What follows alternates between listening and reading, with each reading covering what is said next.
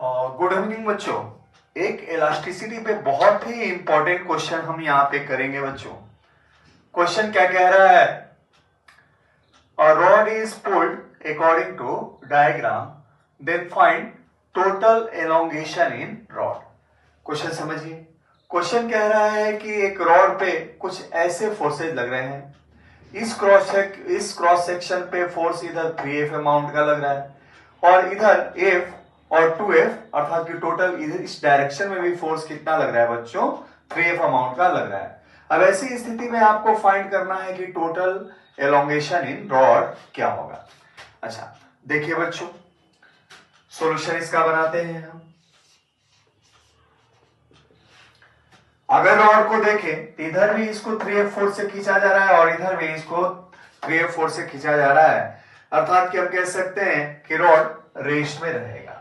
अच्छा अब रेस्ट में रहते हुए इसमें एलोंगेशन होता है, तो उस एलोंगेशन को हम ऐसे कैलकुलेट करते हैं बच्चों। तो एक एलोंगेशन हम कैलकुलेट करते हैं PQ लेंथ पे और एक एलोंगेशन हम कैलकुलेट करते हैं बच्चों QR लेंथ पे। तो PQ लेंथ पे रॉड के ऊपर कितना फोर्स लगता है ये थोड़ा समझिए आप।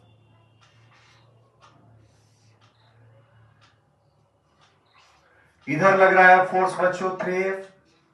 अच्छा इधर लग रहा है क्या बच्चों? F। तो हम क्या करें, इस F को मान सकते हैं क्या है ये, इस डायरेक्शन में लग रहा है 3F और इस डायरेक्शन में लग रहा है क्या बच्चों? 2F। 3F और 2F का कॉम्बिनेशन है आपके पास क्या? F। अच्छा इसकी लेंथ कितनी है? तो जो पार्ट आपके पास PQ है इसकी लेंथ है बच्चों L minus L/3 that is 2L/3। अच्छा इस रॉड को एक तरीके से इसके दोनों एंड पे हमने किस फोर्स से खींचा है? 3F फोर्स से खींचा है। अच्छा सिमिलरली स्टोरी हम इसके लिए बना सकते हैं बच्चों। ये जो एंड है, ये जो रॉड है, ये क्या है? QR है। ये देखें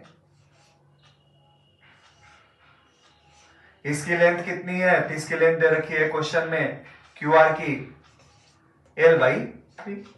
अच्छा इसके इस एंड पे फोर्स लग रहा है बच्चों 2F। अब ऐसा ही सिमिलर फोर्स 2F का इधर एजम्पशन हम ऐसे कर सकते हैं, चूंकि ये है F तो हम इसको लिख सकते हैं क्या बच्चों? इसको लिख सकते हैं इधर फोर्स लग रहा है 2F और इधर फोर्स लग रहा है क्या बच्चों? F। इस तरीके से फोर्सेस देके हमने कोई भी फोर्स की अमाउंट किसी भी पॉइंट पे हमने चेंज नहीं की। अब चले एक्सटेंशन निकालते हैं हम टोटल। तो यहां देखें एक्सटेंशन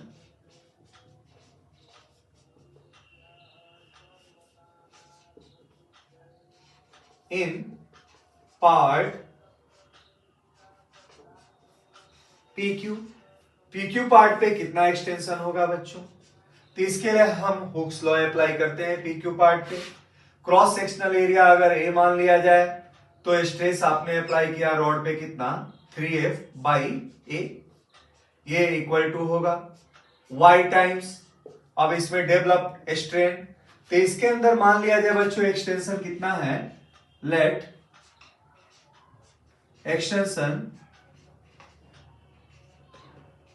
इसके अंदर मान लिया क्या है बच्चों? x1 और इसके अंदर एक्सटेंशन हमने मान लिया बच्चों क्या है? Extension equal to x2। अच्छा जब हुक्स लॉ हम इसके ऊपर अप्लाई करते हैं तो क्या मिलता है?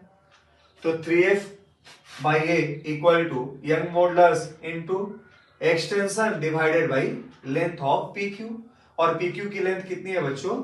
2L/3।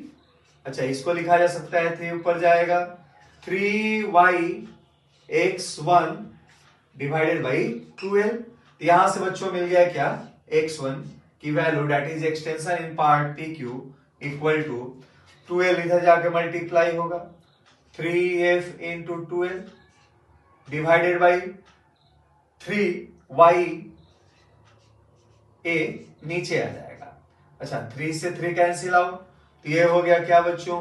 2FL/YA, equation number first. अच्छा अब देखते हैं बच्चों एक्सटेंशन QR में। Extension in part QR. QR part में बच्चों एक्सटेंशन देखें आप लोग, स्ट्रेस क्यूआर पार्ट पे क्या लगा, तो फोर्स दोनों एंड के एक रोज F2F लग रहा है, इसलिए स्ट्रेस आपने लगाया है कितना 2F upon A equal to y times यानी मॉडुलस इनटू स्ट्रेन।